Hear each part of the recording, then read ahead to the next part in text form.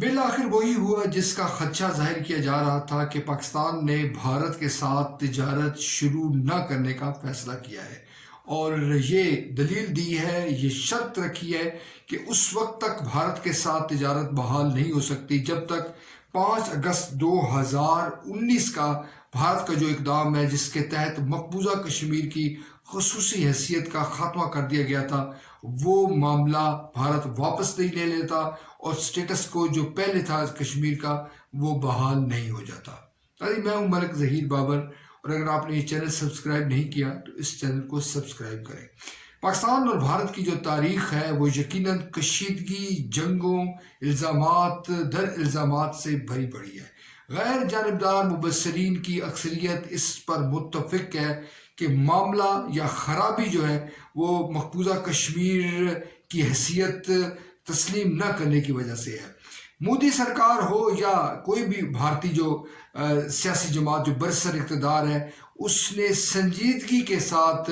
پاکستان کے ساتھ مذاکرات شروع نہیں کیے۔ اگرچہ بی جے پی کی جب حکومت تھی اور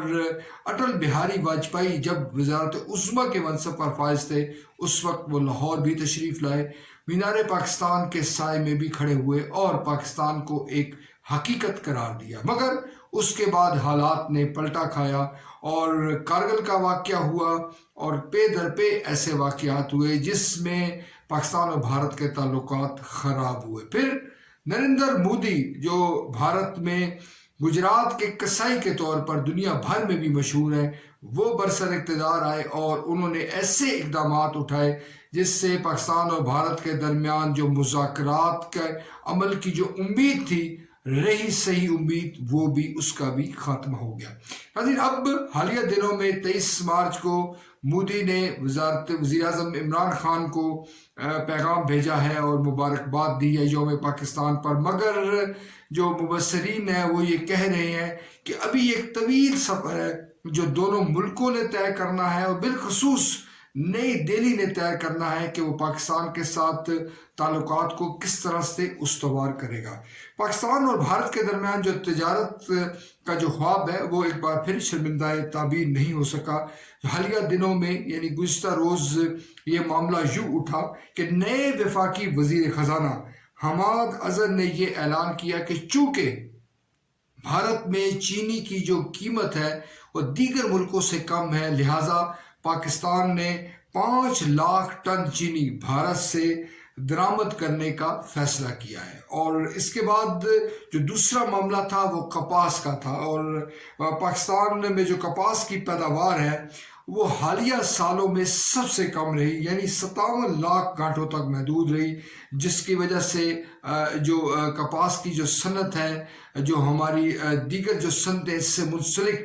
ان میں تشویش کی لہر پیدا ہوئی۔ پاکستان کی جو ٹیکسٹائل انڈسٹری ہے اس کا بنیادی جو خام مال ہے وہ کپاس ہے، اور اس شعبے کو 1,30,00,000 گانٹھوں کی ضرورت ہوتی ہے جو اس سال ان کو نہیں دی جا سکے گی۔ دوسری طرف یہ کہا جا رہا ہے کہ پاکستان چونکہ کی جو پیداوار ہے وہ کم ہوئی ہے، لہٰذا پاکستان کو چینی اور کپاس بھارت سے درآمد کرنی چاہیے تھی، مگر اب وزیر اعظم عمران خان کے جو فیصلہ ہے اس کو شاہ محمود قریشی نے اناؤنس کیا ہے اور بتا دیا ہے کہ اب ایسا ہونا ممکن نہیں ہے۔ ناظرین، دلچسپ بات یہ ہے کہ پاکستان اور بھارت میں جب تجارت رواں دواں تھی اس وقت بھی جو اس کا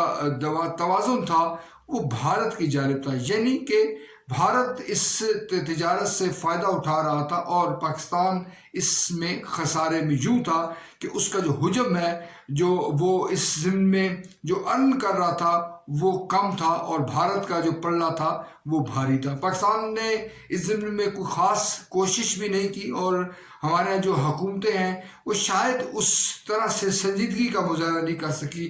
جس طرح سے کرنے کی ضرورت تھی۔ ایک نقطہ نظر یہ ہے کہ چونکہ پاکستان اور بھارت کے درمیان جو تعلقات کشیدہ ہیں اور بدستور دہائیوں سے چلے آ رہے ہیں، لہٰذا سیاسی حکومتیں اس کو زیادہ اس پر توجہ مرکوز کرنے کو تیار نہیں ہیں، اور وہ یہ یقین رکھتی ہیں کہ یہ معاملہ شاید یوں ہی چلتا رہے گا، لہٰذا اس آپشن کو استعمال نہ کرنے میں ہی عافیت ہے۔ مگر جو دور اندیش قیادتیں ہوا کرتی ہیں وہ یقیناً امکانات کو دیکھا کرتی ہیں۔ سیاست چونکہ امکانات کا کھیل ہے، اور پاکستان اور بھارت کے درمیان جو تعلقات ہے اس میں بہتری ایک نہ ایک دن ضرور واقع ہوگی۔ یقیناً جو حکومتوں پر دباؤ بڑھے گا، بھارت کے جو اندرونی مسائل ہیں وہ اس کو مجبور کریں گے کہ وہ پاکستان کے ساتھ تعلقات کو بہتر بنائے۔ یہ ذکر کرنا بہت ضروری ہے کہ بھارت اس وقت پاکستان کے ساتھ تناؤ برداشت کر سکتا ہے۔ بھارتی جو معیشت ہے، بھارتی جو استحکام ہے، سیاسی استحکام ہے، وہ یہ گوارا کرتا ہے کہ پاکستان کے ساتھ حالات جو کے توں رہیں۔ ایک اور جو المیہ ہے وہ یہ ہے کہ بھارت کا جو موقف ہے، بھارت کی جو حمایت ہے وہ علاقائی اور عالمی طاقتوں کی جانب سے مسلسل کی جاتی رہی ہے۔ اور تو اور غیر مسلم ممالک سے ہٹ کر جو مسلم ممالک ہیں وہ بھی بھارت کی ہاں میں ہاں ملاتے ہیں، اور یہ وہ سمجھتے ہیں کہ بھارت حق پر ہے۔ یہی وجہ ہے کہ مقبوضہ کشمیر میں جو کچھ ہو رہا ہے، جو کچھ ظلم و بربریت کا کھیل جاری ہے، اس پر عالمی برادری ٹس سے مس ہونے کو تیار نہیں ہے، اور وہ بھارت پر کسی طور پر کوئی دباؤ نہیں ڈال رہی۔ یہی وجہ ہے کہ جو OIC جیسے جو پلیٹ فارم ہے جس کی وجہ سے شاہ محمود قریشی صاحب نے بھی سعودی عرب پر تنقید کی تھی، وہ بھی خاموش تماشائی کا کردار ادا کر رہے ہیں۔ ناظرین، امید یہی رکھنی چاہیے اور یہی ہونی چاہیے کہ وقت تبدیل ہوگا، پاکستان اور بھارت کے تعلقات بہتر ہوں گے، اور اس خطے سے